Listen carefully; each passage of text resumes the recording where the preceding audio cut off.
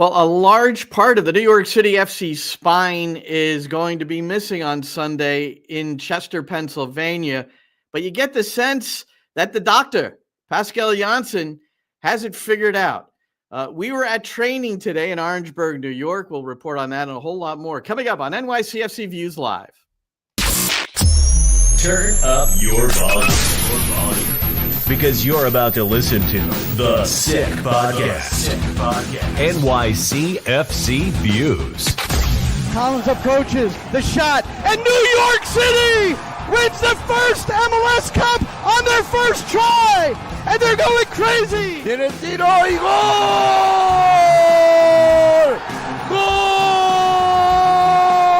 Gol! New York City es el campeón de Major League Soccer! The sickest New York City FC podcast.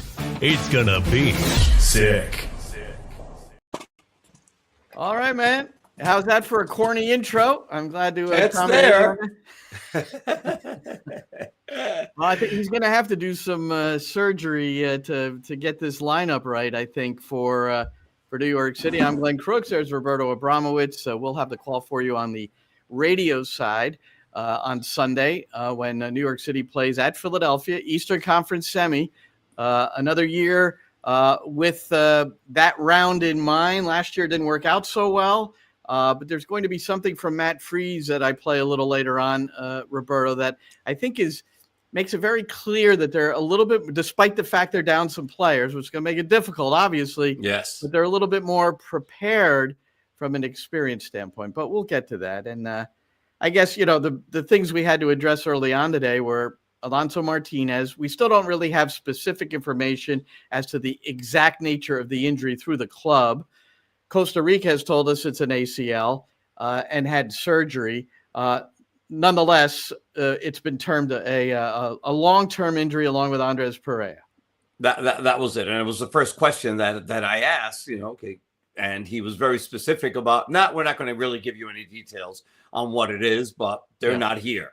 And they're not there. And then the other one missing is Aiden O'Neill, but he's suspended. So if New York City can get through Philly, then Inter Miami or Cincinnati will be waiting.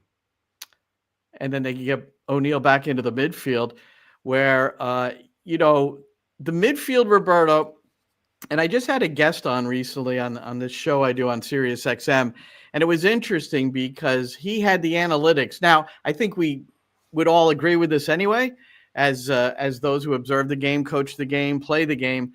But the midfield relationship is the one that takes the longest to develop, not the central pairing relationship, not the relationship between the striker and the number 10, but the one that really takes the longest to develop is the midfield. And you had Aiden O'Neill and Andres Perea, they were sizzling. Yeah. They were really cooking. And now you figure Johnny Shore is going to be in there, and you figure Justin Hack's going to be in there, or unless they come up with something else. So it's pretty much a brand new midfield.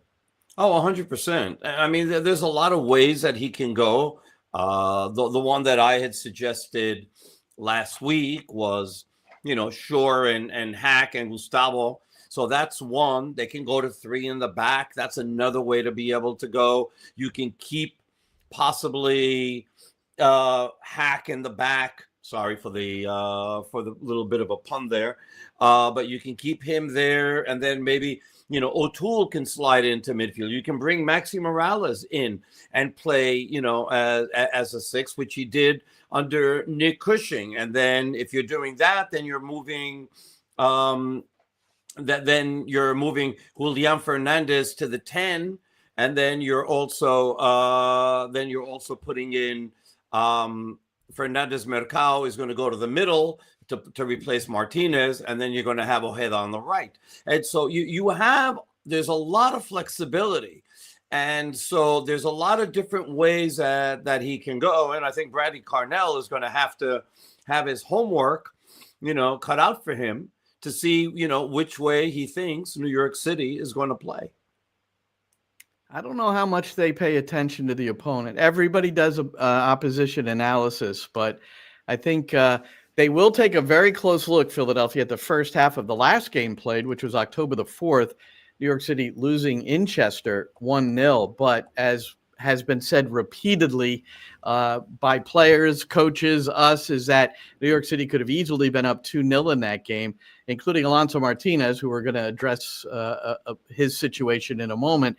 But Martinez dribbling Andre Blake, having that goal to just shoot at and miss the target, which would have made it 1-0. And the only other time they played, Roberto, and this game, it almost doesn't count. I actually hadn't really looked it up until a few minutes before we went on the air, where I started looking at it closely. But it was April the 12th.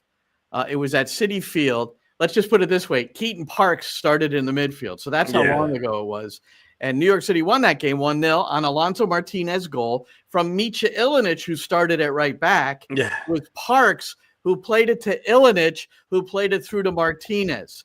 Two of those players are not available for the game, and one of them is well behind Tavon Gray right now at the right back position. So yes, So that's a review of those games. All right, let's do this. Alonso Martinez. So one thing we learned today, Roberto, that we weren't certain, he injured his knee in the 88th minute of that game on the ridiculous surface in Curacao against Haiti, the 1-0 defeat for Costa Rica. And Costa Rica is not going to the World Cup. Alonso wouldn't have been able to play anyway. But it's the whole situation is really unfortunate. And then Andres Perea in game 3 at Charlotte is where he was injured, and he landed awkwardly on the artificial surface of Bank of America Stadium and in Curacao, as I think I addressed as thoroughly as I could. Yes. Horrible artificial surface at that field. And so brought it up to Pascal Janssen today. So I wondered what he thought about these two injuries and the turf. We know that in Charlotte in Game 3, Andres Perea went down. He's got a severe injury that will keep him out for quite some time. And then the unfortunate news of Alonso Martinez with Costa Rica.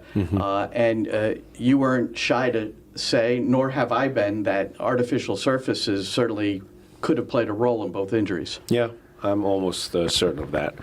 It's very unfortunate that we have to play, or the boys have to play on these surfaces still.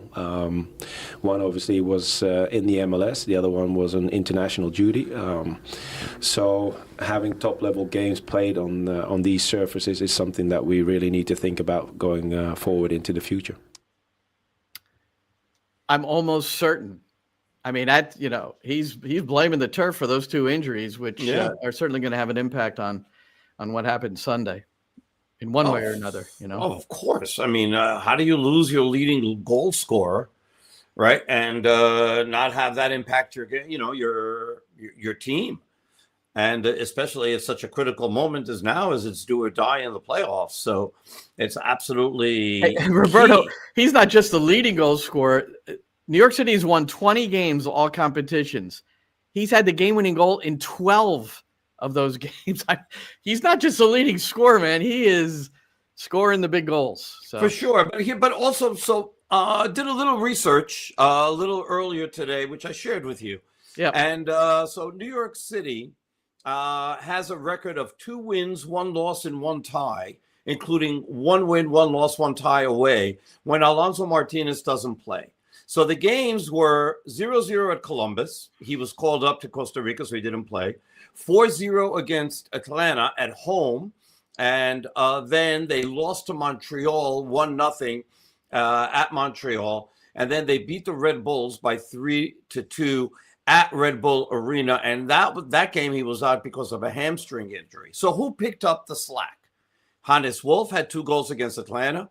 Thiago Martins, Andres Perea, and Nicolas Fernandez Mercado, all of them scored against the Red Bulls. And then Maxi Morales and remember this guy, Monsef Bakrar?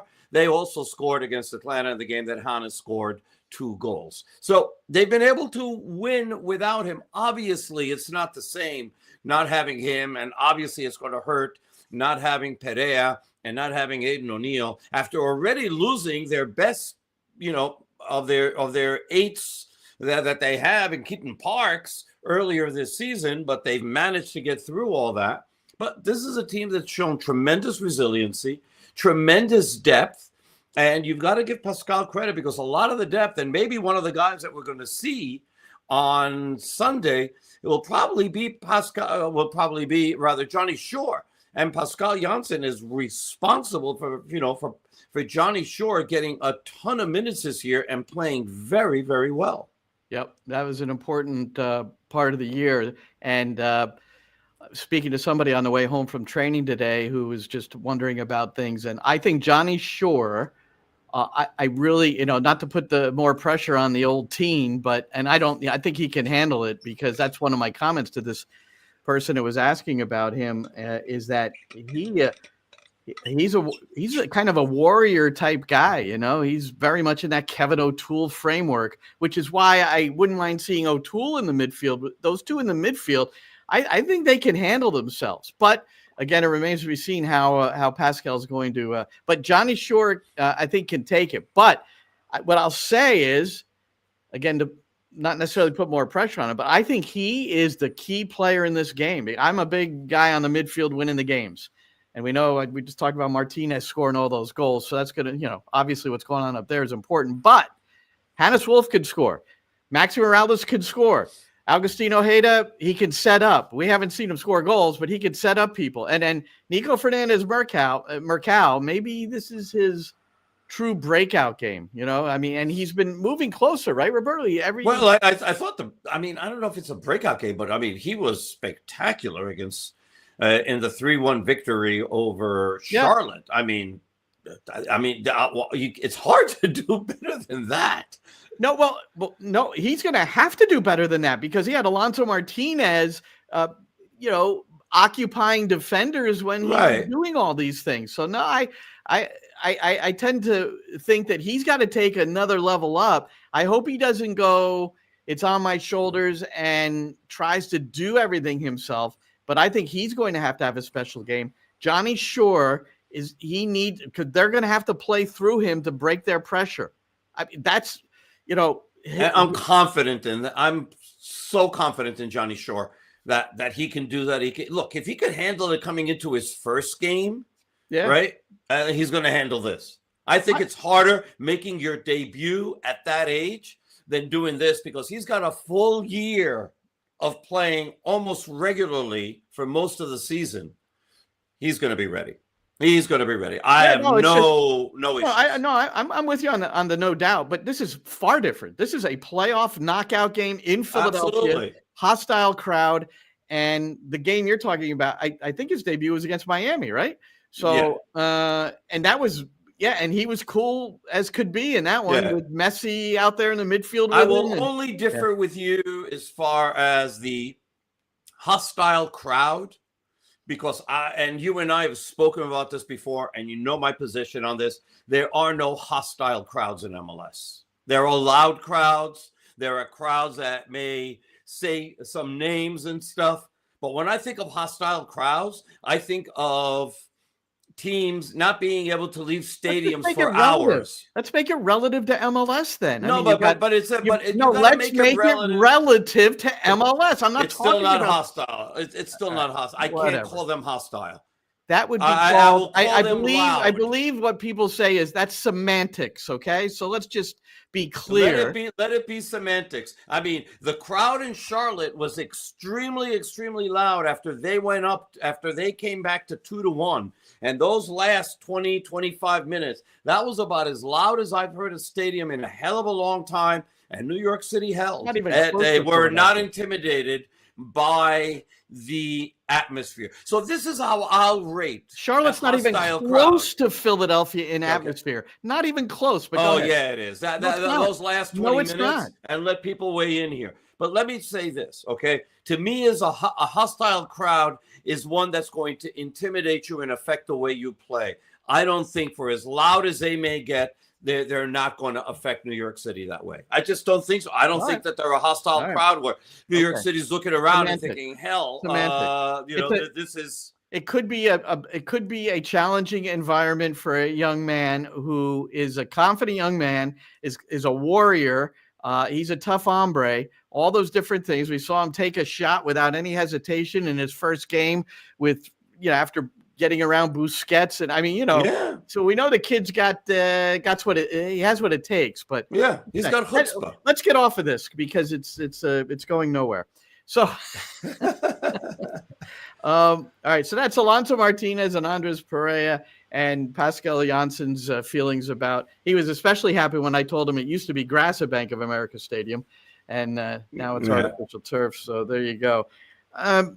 Matt Freese heading back to Philadelphia, Roberto, which this is not something new for him, but it's always something that it seems like you should bring up. So I was able to kind of jog over to my right when we were outside today and got Maddie for about 5 minutes. But I wanted to ask him about going back to Philadelphia. But I also asked him about Charlotte and why do they boo him every time he gets the ball? I had no idea. So here you go.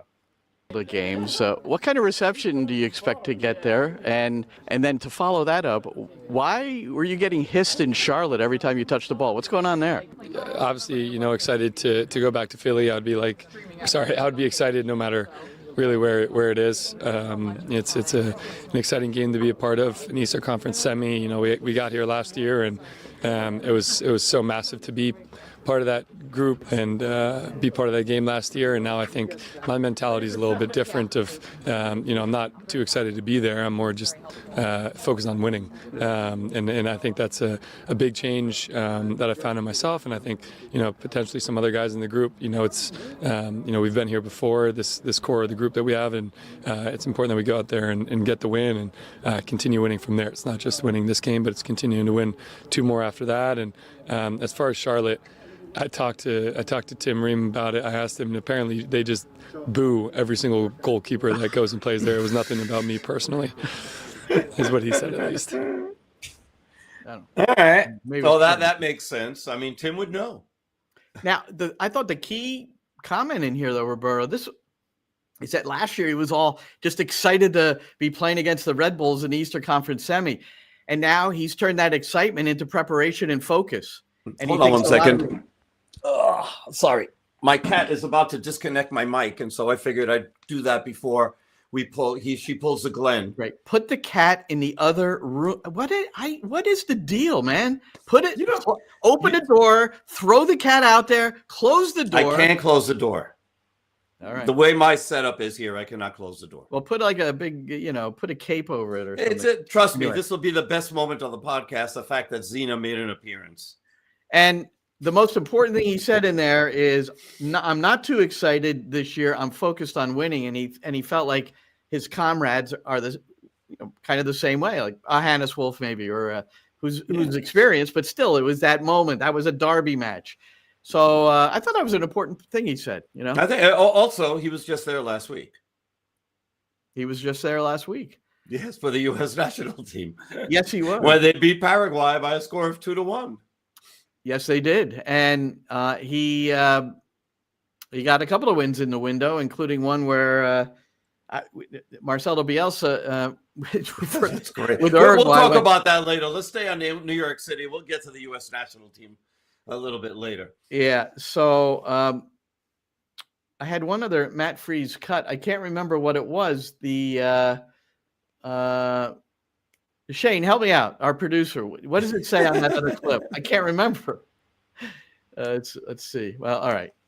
It was. I know what it was. He wasn't it 4? Oh, that's what it was. Let's go to Matt Freese on the U.S. men's national team. I asked him this because I thought it was him back in goal and his team. This is against Uruguay now. 1 goal, 2 goals, 3.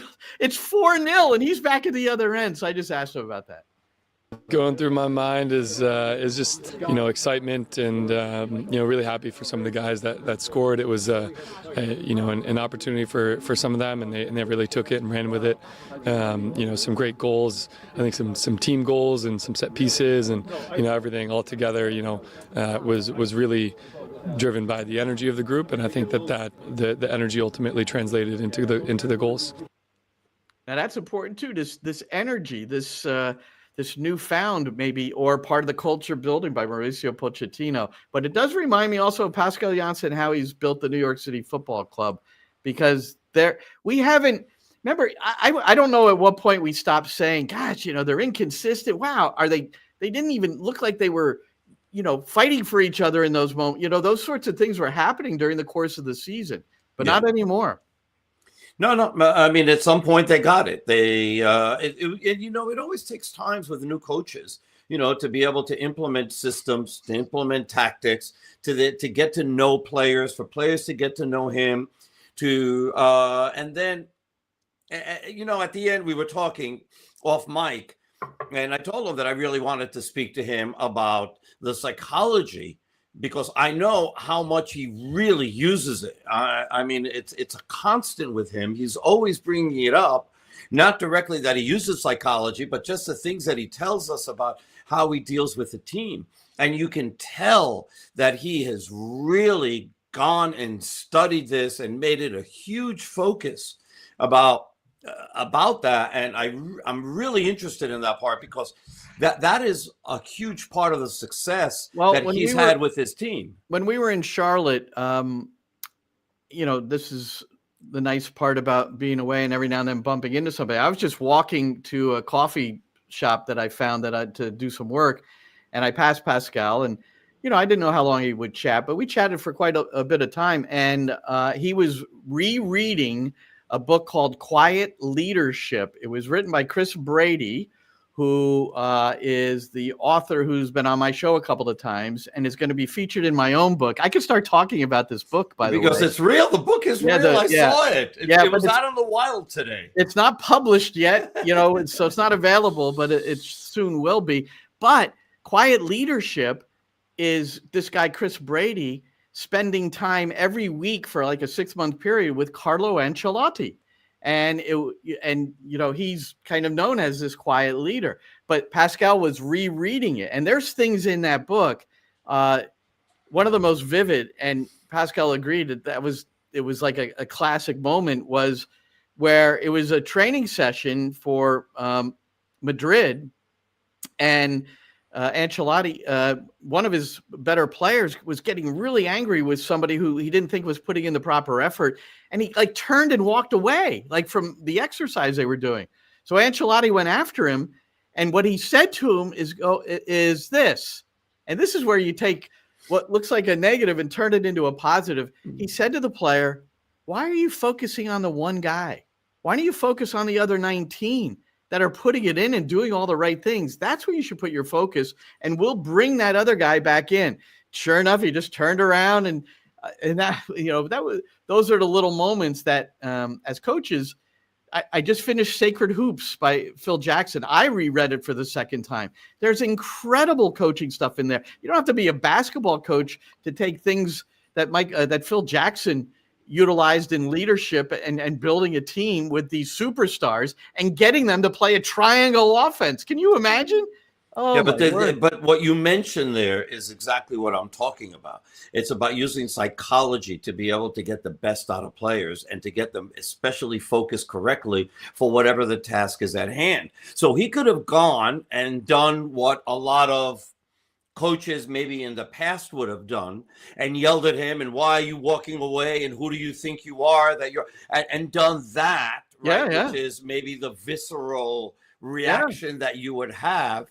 But no, he was smarter. He used psychology, and all he had to do was just put his mind in the right frame and understand what he has to focus on, and not focus on the negative, but focus on the positive. Right. And it works out in a very positive way, which is why it's so important. But, every coach has some sort of, now, I'm not going to say degree in psychology, but has some sort of insight into psychology. A lot of them have a lot more in psychology than they do in actual coaching, which is why they hire, especially in basketball, you see it, an offensive coach and a defensive coach. And he's just responsible for, preparing the players mentally, and then he leaves it up to the coaches, to diagram defensive plays, to diagram offensive plays, and that sort of thing. And you see that a lot in the NBA.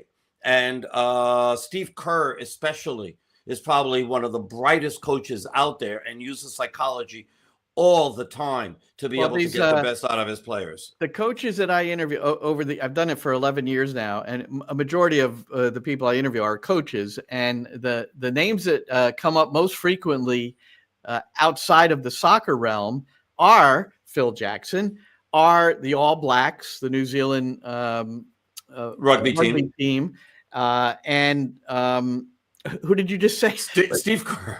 And Steve Kerr. And I've played clips from Kerr on my show. He is a really insightful guy. And I interviewed Pat Noonan once on this show, Roberto. And I think calling these coaches, worldwide, they're called managers, because that's what they're doing. They're managing a team. They have to manage all these, whether it's delegating or they're doing it themselves. And I remember going to Pat Noonan and saying, why do we call you guys head coaches?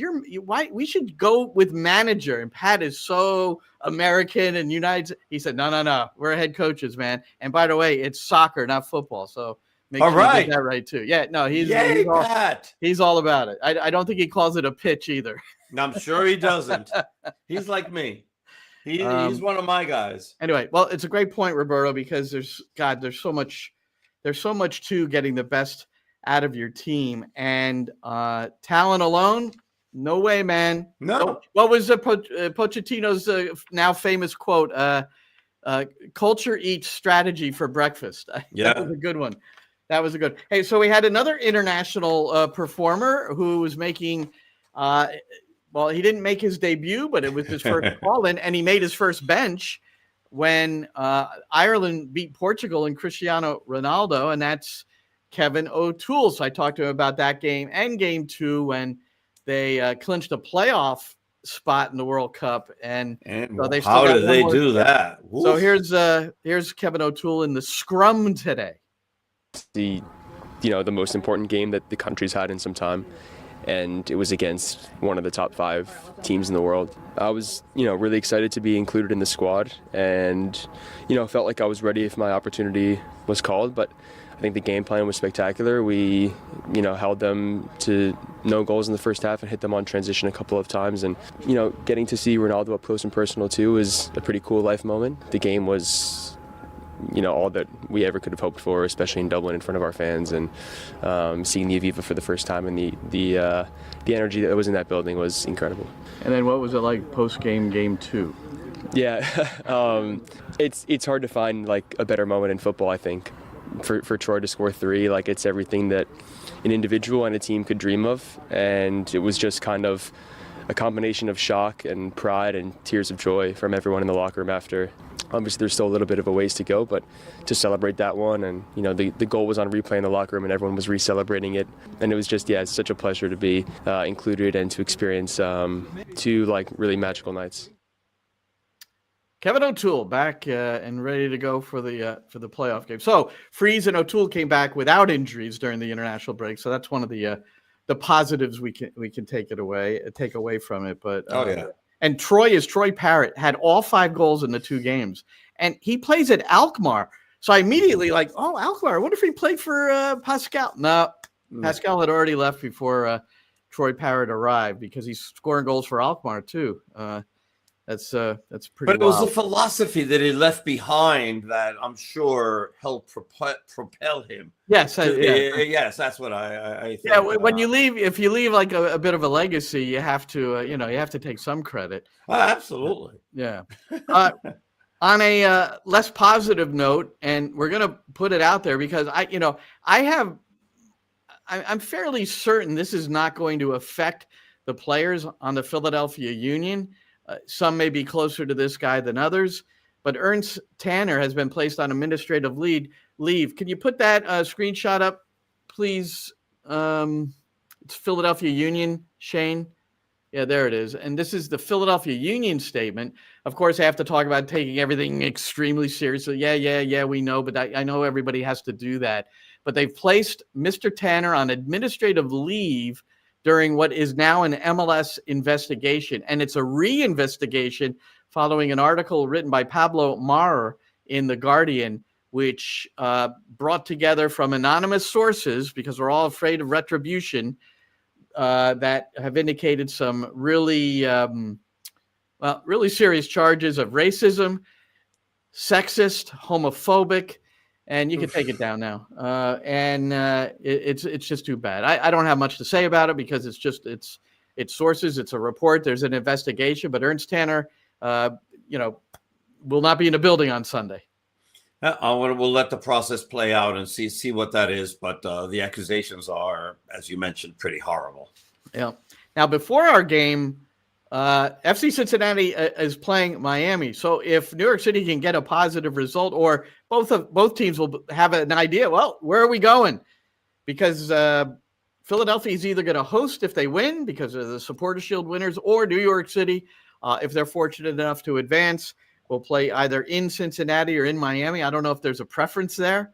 I would say Miami because the weather is better. I'm just talking about me. I don't know about the players or the team. No, I'm talking about definitely for me. I prefer Miami. Yeah. Well, hopefully we get a hotel with a nice pool. Yeah. Well, the boys got to get it done first, and then if they advance from there, I've looked at all the Western Conference standings. Yeah, New York's on the road, so yeah, Yankee Stadium and Citi Field can go and do whatever they need to do. No, they could start working. Yeah, they could close off the water and start working on the pipes or whatever they do in the off season. Exactly. Yeah. And we're going to get to the fact that the 2026 schedule has been unveiled two months sooner than it ever is. It's like, or at least a month sooner. I mean, it's unbelievable. But Vancouver LAFC, that's the one. That's the first playoff. That's tomorrow night, I believe, right? Tomorrow late. I believe that's the first one. Yes. And it's the third straight year that they're meeting in the playoffs. So Vancouver's trying to get off the schneid because they have failed to get past LAFC, but they're going to host. It's going to be rocking at BC Place. And for the first time, Roberto, and I hadn't really thought about this or realized this, but Thomas Mueller, Ryan Gold, and Brian White, depending on how the head coach, Jesper Sorensen, wants to deal with it, but it'll be the first time that those three have ever played together because of injuries to White in particular. So that is fantastic. That gives it'd be interesting to see if he starts with White. I don't know if he'll do that, or Gould. Gould has been coming off the bench, so he might start both of those guys on the bench and then bring them in depending on how the game goes. I would think that's probably a better chance. And as Harry mentions here on the sideline, if you want to put that up, Shane, they've taken all the curtains down from the upper deck, and the game is sold out. Over 53,000 is going to be there. So that is fantastic. I mean, so would I. God. Well, we're going. Love Vancouver. Hey, well, part of the 26 schedule, we're going to Vancouver, so I don't think they'll have 53,000 at the game. But but if Mueller's there, they might have 30. So I mean, they've been getting really, really good crowds. Now, also Vancouver, if you remember, they're trying to get a better lease deal at BC Place, and I know that Commissioner Garber has been talking about, intimating that there's a threat that the team might leave Vancouver and the whole thing, all these things, trying to get a better lease deal so they could share in some more revenue. So we'll see what winds up happening there. But the support that they've been getting this year, especially once Mueller got there, has just been fantastic. And I'm really happy because we always knew that was a great soccer city. And now that they've got a team that is at the level of their fandom, they're showing up and showing out. Showing up and showing out. Yeah. I don't know if I've heard that before. What does that mean? That's good. I've never, maybe I just haven't used it before. So it's basically they're going to be there and they're going to be really loud. Oh, okay. Showing out. Well, I've heard this before. It's not an original, but I'll take a good line when I can steal one. The someone asked the last time in our comments, somebody asked the last time Johnny Shore started a game, and it looks like it was against Puebla on July the 29th. He's expected. Is that the last time? He's expected to start against Philadelphia on Sunday. I mean, we don't have the starting lineup, but you would assume if you're looking at the pecking order in the midfield. Well, if you're looking at the he's a midfielder, and right now, if you include Justin Hack as a midfielder, fine. He's been playing center back, but there's only one midfielder, on the team right now, and it's Johnny Shore. But I have July 29th, Puebla. He played 90 minutes. And he hasn't played in the playoffs. His last appearance was Saturday, October 18th against Seattle in a 2-1 loss at Citi Field. So so it's 3 games. Before that, he made a cameo for 17 minutes against Inter Miami for 17 minutes, 8 minutes against Columbus, 19 against Chicago, 47 minutes against No, he came in. He came in as a sub. Somebody got hurt against Cincinnati. Yeah. And so, Puebla, he went the 90s. So that was 100% that. All right. But it's understandable that, once Aiden O'Neill was there and Perea started to play like Perea can play, it became obvious that he was going to become a bench player, and nothing against him, nothing that he did wrong, but you've got 2 guys who are really, really good at what they do, and it's no shame sitting behind O'Neill or Perea. No shame whatsoever. And to say nothing about Hack. Everybody says showing up and showing out. It says it ain't new. Well, here's the thing I want to say. This is in the comments. So the idea here is that I have this thing in my brain where anything that's trite, like a hackneyed phrase, I don't remember it. I just don't like. And do I use them in comment? You almost can't but stumble onto them in commentary at times, But I'll never say cold as ice. Are you kidding me? That's awful. That's awful. Thankfully, in Spanish, we don't have too many of those. That is good. That is a good part of your language, or one of your languages, since you speak both so well. All right, let's get around, Roberto. Well.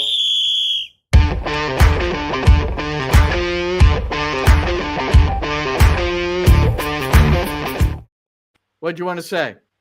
No, nothing. We got some other questions in there I'd like to put up. I mean, we asked these guys to write in and give us our comments and questions, so I figured we should put some of them up. All right, we can do it. What do you want to put up? Let's do it now. Let's do Quinny's. Where's Quinny? Right there. Oh, can Ojeda and Fernandez come good in this game? Look, they've both been better in this last third of the season. So can they come good in this game? I.e., can they finish and score 2 maybe of the 3 goals that New York City might need to win 3-2?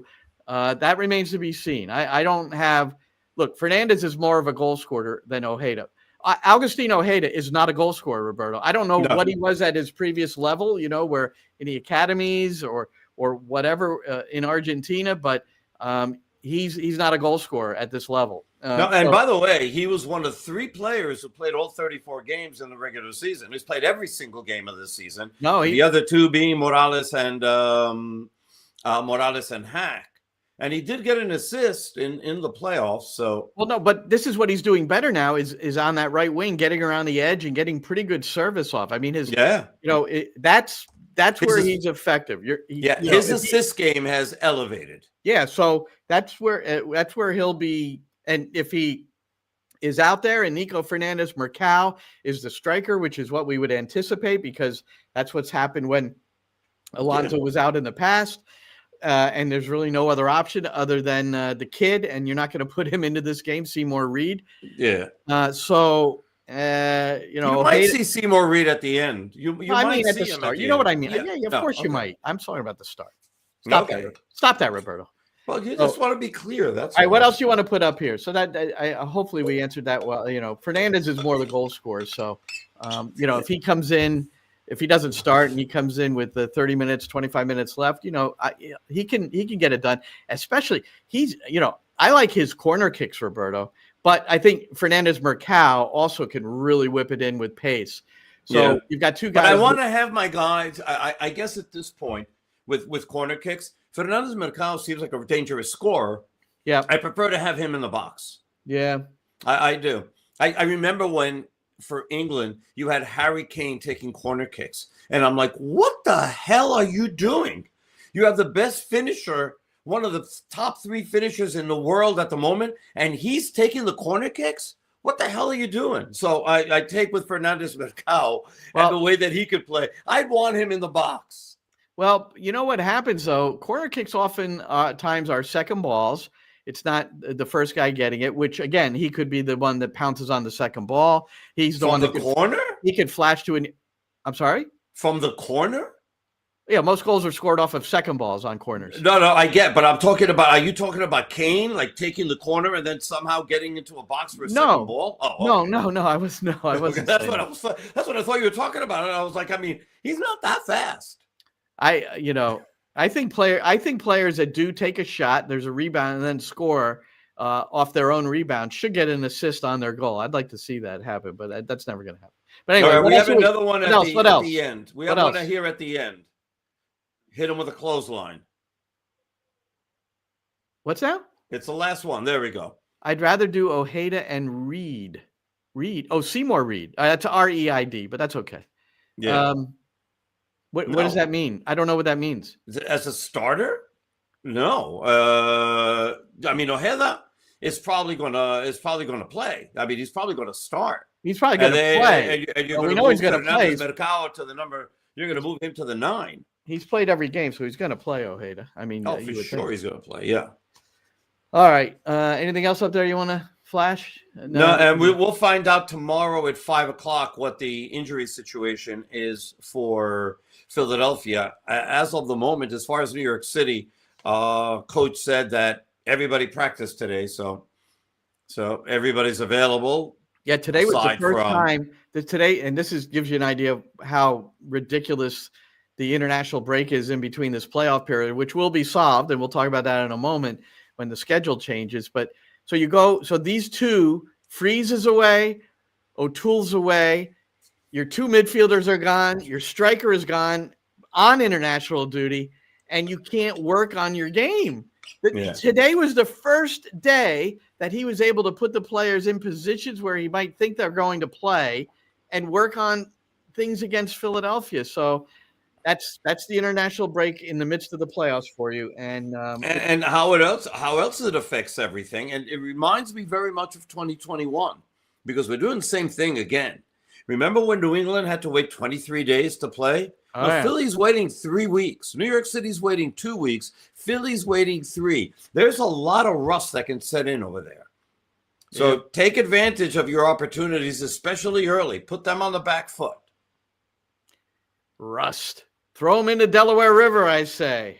Hey, Shane, show this over. I love this shot of Subaru Park. I saw it like I don't even know who to credit, but there's the old bridge. I forget what's the Commodore Barry Bridge. Commodore Barry. That's I knew it was like a Civil War general or something, or a American Revolution. I can't remember what war he's from, but anyway. That's the Delaware River, and there's Subaru Park right along the river. It's really it's a cool gorgeous, stuff. and I hope that when they expand it, because they've talked about expanding it, and I think that that's something that they're going to do, is that they don't block the view. So the part of the right side there where the supporters section is, they got to keep that. They've got to find a way of, if they're elevating it, only elevate it a little bit, but leave us the views of the bridge. Now on the other side, that's like towards Chester. Yeah, you can build that 1,000 feet. That's cool. Yeah, block the view of Chester, if you would. If you would, please.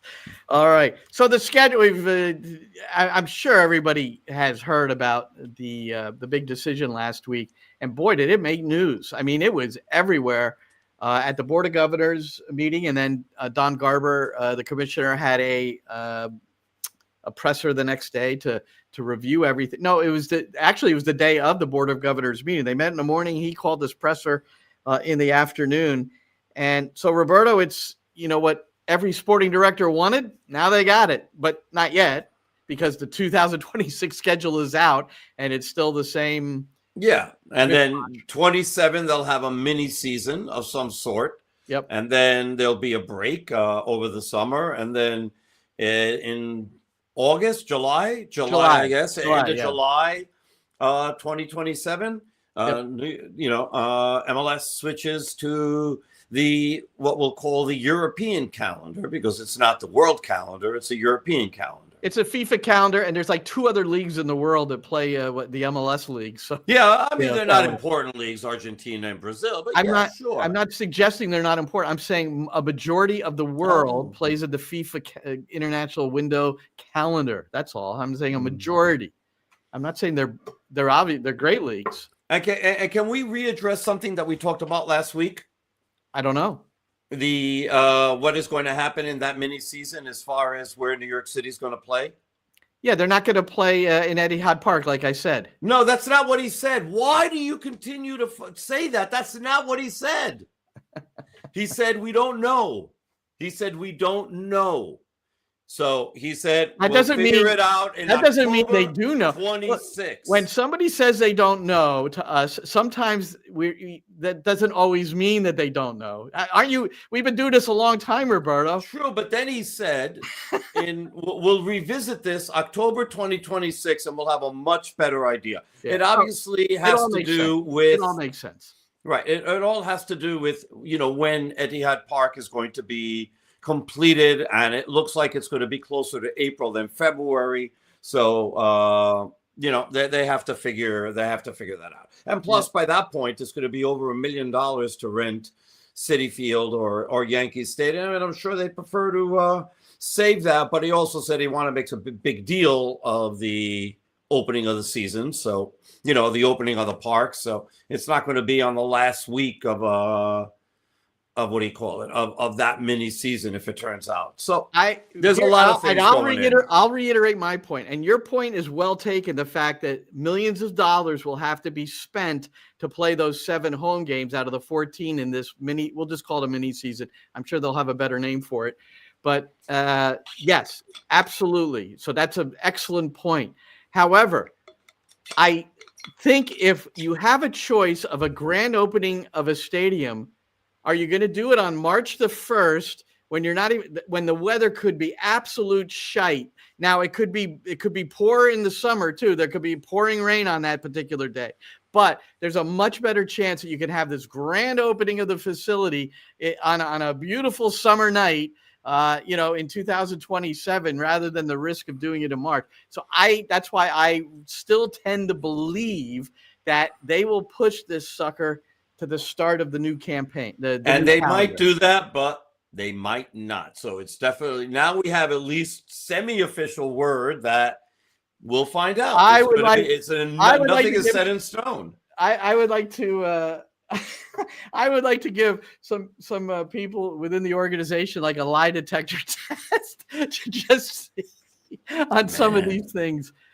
We got some. And never do that in a PR department. It might explode. We are surrounded by really good people in the club. Yes, we are. We really are. It's really been a fun experience. All right, how about? All right, let's get to now. Curacao is not a favorite place of Pascal Janssen, Alonso Martinez, and others, because that horrible turf is where Alonso did his knee in the 88th minute of that game. They lost 2 players, by the way. They lost another one. I forgot who the second player was, but they lost 2 players, Costa Rica, in that game. Okay, I did not know that. And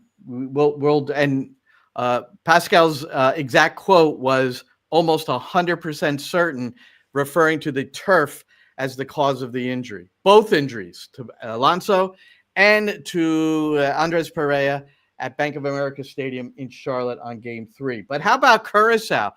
They become the smallest country to ever qualify for the World Cup, and they're coached by a 8-year-old Dick Advocat, who's a pretty major player in the game on the coaching side. So here's a list of Iceland was the previous owner of this, Roberto, as you can see. Then Cape Verde, they qualified this year for the first time, so they're now 3rd. I didn't even know they had 500,000 people in Cape Verde. And then Paraguay, Trinidad, Northern Ireland, and Kuwait. 1982 they qualified, and 1.5 mil. But Curacao, They own it. And what was more fun than looking at all? Some people are off social media now because I recognize there's so much negativity and political crap that just makes you boil, and it really does impact you. Like if you talk to the psychologist community, they're making a lot of dough these days, thanks to the Grand Poobah and everything going on there. But the fact is that social media presented incredible celebrations and incredible calls of these goals where Ireland, Scotland, Curacao, who am I? Haiti. And look where all this violence is going on and what it's done for their country to lift the spirits. I mean, this is where it is the beautiful game, Roberto. Yeah. I mean, you got to love it. You love the emotions, you love the reactions, and we live for those moments. I just got a really cool note, by the way, from John Rojas. And none of the Curacao players that are on the national team were actually born on Curacao. Right. None they're of all them. Dutch. Yeah, they're all from the Yeah, he Netherlands. says they're all born and raised in the continental side of the Netherlands. Thank you, John. That's absolutely true. Yeah. And their coach, who is French, has never stepped foot in Haiti. He'd never been there. You're talking about now you're talking about Haiti. I was just talking about Curacao. Oh, Curacao. Sorry about that. Yeah. Yeah, I had a Haiti little can't bit play at home because they can't play in Haiti because of the gang violence over there. Which is why they were in Curacao. But thank you, John, for that point, because that's really an important point. It's like you look at where these guys play. You know, there so many of them are in the VC. So yeah. But yeah, I mentioned Haiti because that was next on my list here, and it brought to mind that the coach has never been there. But the games were played at Curacao on that horrible turf field, and that's why, look at how things happen, man. It's just you just never know. You never know. And Haiti, now how about this? They're on the travel ban list. Now it's not going to affect their team, but as of right now, none of their supporters, if they were electing to come over here to watch them play, can come here unless the games are in Mexico or Canada. So, which may wind up happening. We'll have to see what winds up happening with that, and hopefully, the State Department and FIFA, they have the only positive thing I could see about all of the relationship between Gianni Infantino and Donald Trump is the fact that you would hope that Donald Trump is going to help Gianni Infantino out with whatever he needs for the World Cup to be successful in a financial way. Well, they did the expedited visa appointments have taken effect, and that's helping out places like Colombia, Ecuador, Morocco, where all those three countries, if you hadn't started the process now, you're not getting into the country. So those expedited appointments. Right. And if you have tickets, if you have tickets, you can verify you have tickets. That helps get you through quickly. Right. Well, and of course, President Trump and Infantino are patting themselves on the back, in particular Trump, for making this happen. And look, we'll give credit where credit's due if this does indeed help people get here to see their. But you might also wonder, why is it taking so long on the visa side? You could also take it to another side as to why it's taking so long for these people to get permission to come into our country. It's very hard. It's been happening for a long time, especially since COVID. So this goes back beyond Trump. This is, during the Biden administration, people in Mexico had to wait almost a year to get a visa appointment. Wow. To be able to renew their visa. And these are people that needed it, and that already had a visa, but it was expiring, and they had to go through the U.S. Embassy, and the appointments were a year out. And at the same time, while President Trump was patting himself on the back, he also reiterated the threats to relocate games that are currently scheduled in LA. Well, look what happened. I don't want to get into politics because he changes his mind all the time. Remember how he was saying that Mamdani was a communist and he was a fascist and he was going to send troops to the United States. He was going to send troops to New York on January 1st and the whole thing. Well, they had a wonderful meeting in the White House today. They had a wonderful meeting and they agreed on a whole bunch of points. And Trump is like singing the praises of Mamdani and saying, I would definitely live in New York under his stewardship. And you're like, am I in bizarro world today? I'm thrilled that it happened. So just, if Trump is threatening this, don't just take it with a grain of salt. It's not necessarily going to happen. That's my point. Finally, Roberto, before we close, I thought this was pretty interesting. I don't know if you heard this one.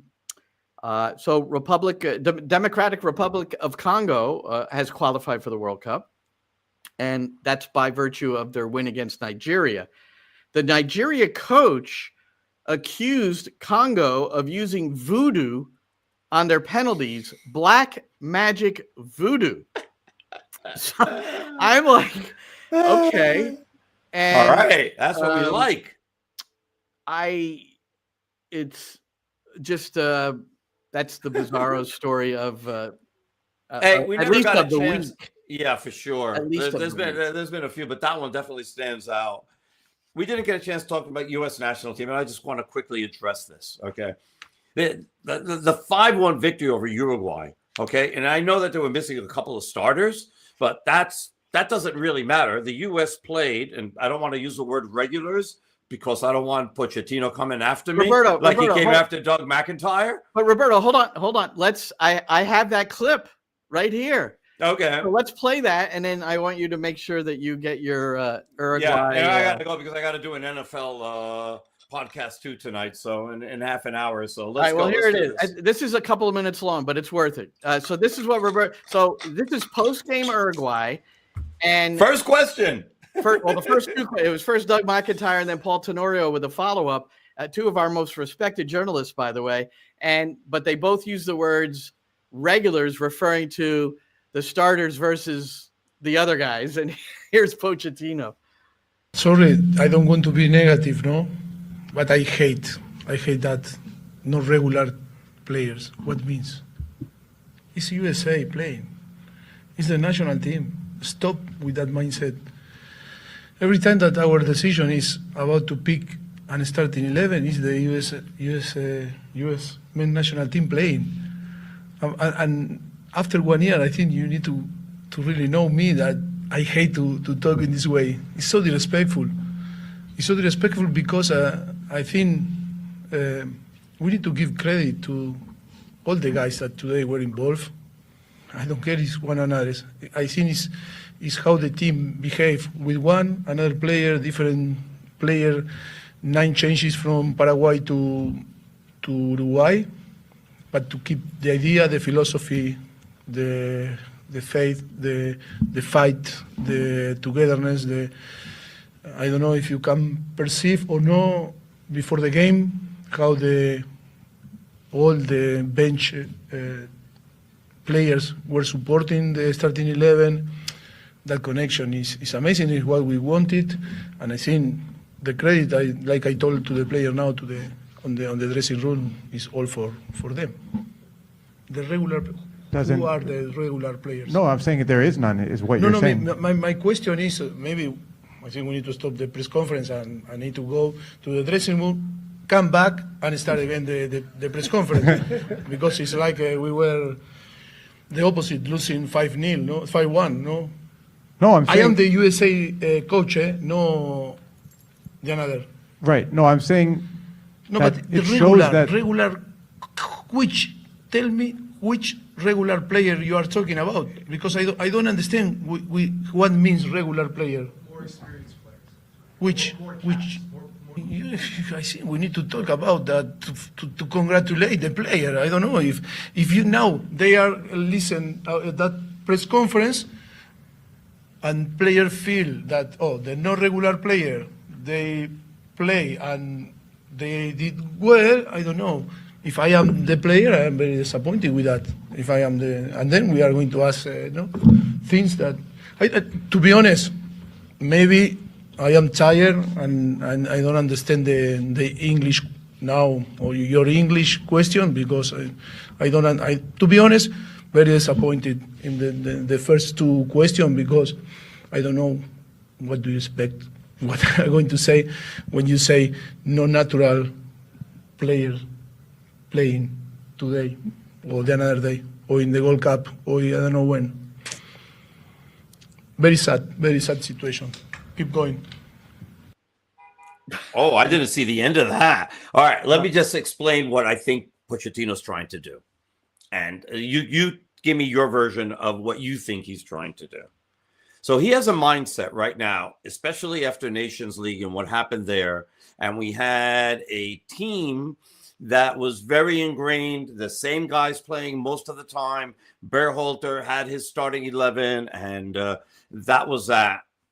And after they crapped out of Nations League, and they were horrific in Nations League, Copa America was terrible, and hence why Berhalter got let go. And he basically said he didn't like the mentality of the team.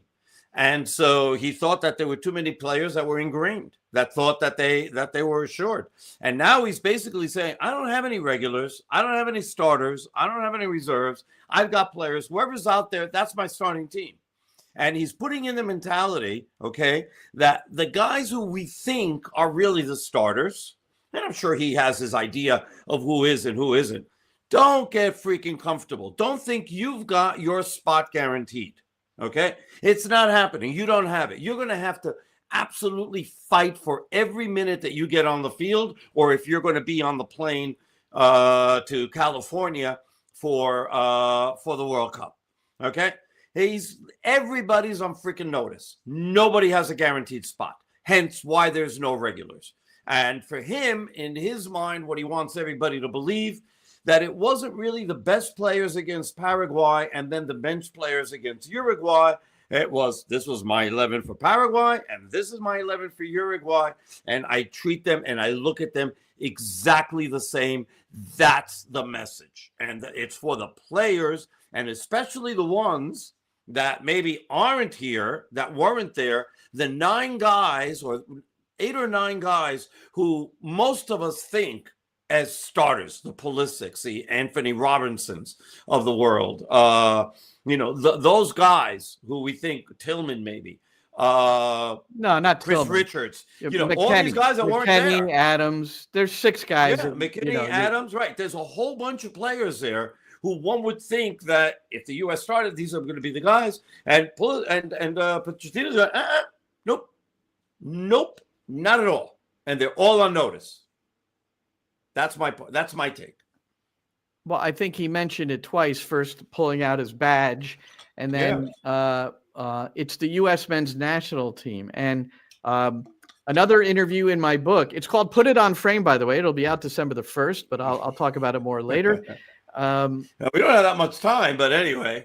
No, continue. I'm just Guillaume Balaguer, who is a club director, a journalist. A lot of people have probably seen him on CBS, but he's written books on Ronaldo, Messi, but also Pochettino. And he was embedded for a season when Pochettino was with Spurs. So he wrote a lot about, let's just put it this way. Pochettino is an extremely cerebral person. And sometimes it's difficult to identify that because his English, and he even brought it up there. Maybe I don't understand the English. I mean, he knows that sometimes he doesn't present himself exactly the way he wants, and sometimes he might not understand exactly. Paul Tenorio was just desperately trying to tell him, no, it's like the way it's progressed is so much better. That's what Tenorio's point was, but he didn't want to hear it. I do think that his non-full comprehension of English and nuances in English affect the way he listens and responds. And I think that he felt a little attacked towards there where there was no attack. And so I'm hoping that, either Michael Cameraman or some of the other people around him, afterwards went and explained, I think that this is what was meant and not what you took away from that, and or if Paul Tenorio and Doug McIntyre got a chance to go there and say, "Hey, this is really what we meant." Yeah, I'm sure they'll be able to right the ship at some point. Because I understand the difference between that was great. Right the ship. Right the ship. But here's why I know this, Glenn. The hell does that mean? No, but because when I speak to Pochettino, and I've done this, and you've seen it at several press conferences, I can ask him. I ask him questions in Spanish, and he answers me in Spanish. And the difference between him answering me a question in Spanish and how he answers questions in English is freaking night and day. Yeah, it's night and day. I know. And it's got to be tough for him, for as good as his English is, and it is good. Okay, not to fully be able to express himself the way he would like, because he's a brilliant, brilliant person. Yeah. So, and he's well, now it's the long break, and what's interesting about Pochettino is he won't be in contact with the players because he wants to leave them with their clubs. He almost thinks it's rude to interrupt them during their club season. So he's taking a completely different tact than Greg Berhalter and his staff, who are meeting regularly with players on Zoom with the club's permission. They're not doing it behind the club's back, but and not contradicting what the club is suggesting how they play. They're just showing them some things. And Pochettino has the completely opposite way of doing things, which is pretty interesting. You know? Yeah. Well, is that it now? Are we good? I think we're good. Great victory for the U.S. And I love the fact that Bielsa, who had thrown MLS under the bus, the first 4 goals were all by MLS players. By the way, Freeman, did he elevate his standing within the national team? Alex Freeman was fantastic. He'll be going. He's on the plane. He'll be going. That's a discussion down the road where, I know the guys who write, they're starting to put out who they think their 20 will be, but and I think Matt Freese will be going too, and right now he's number 1. So we've got a broadcast coming up on Sunday, Eastern Conference semifinals. Very exciting. Somebody asked me today, Glenn, are you excited for the guy? I am excited for every game, but just like, there's a little bit more juice for a playoff game of this ilk. Hell yeah. And going especially to Philadelphia. In Philly. But yeah, with 2 Eastern Conference finals at Philly, 1 you win, 1 you lost, and now it's Eastern Conference semis. So this is a good one. So kickoff is 7:55. So our pregame shows will start at 7:30 on the New York City FC network, which is nycfc.com/radio. Roberto's Spanish commentary will also be on app channel 1999 on Sirius XM. Yes. And beyond that, Matty Lawrence and I will have our NYCFC pregame live at 7:00. I'm trying to get them to beam it in to Billy's, where the big watch party will be. At the very least, I would like to get a feel. I'm hoping somebody comes on the phone and shows me what's going on at the watch party. We'll see. We're trying to set it in motion, Roberto. If it doesn't happen, that's okay. But we'd love to see what's going on at Billy's. Come on, Templado. Somebody's got to do this. Yeah. Let's go. We want to know what's going on. Third rail. Move it. All right. Get it done. So, Shane, thanks so much. It's a sick podcast. Our crew is great. And so for Roberto, I'm Glenn. Have a great night, everybody. NYCFC Views Live. And that's a wrap. Hope you don't miss us too much until next time. Follow the Sick Podcast NYCFC Views on YouTube, Instagram, Facebook, Google Play, and Apple Podcasts.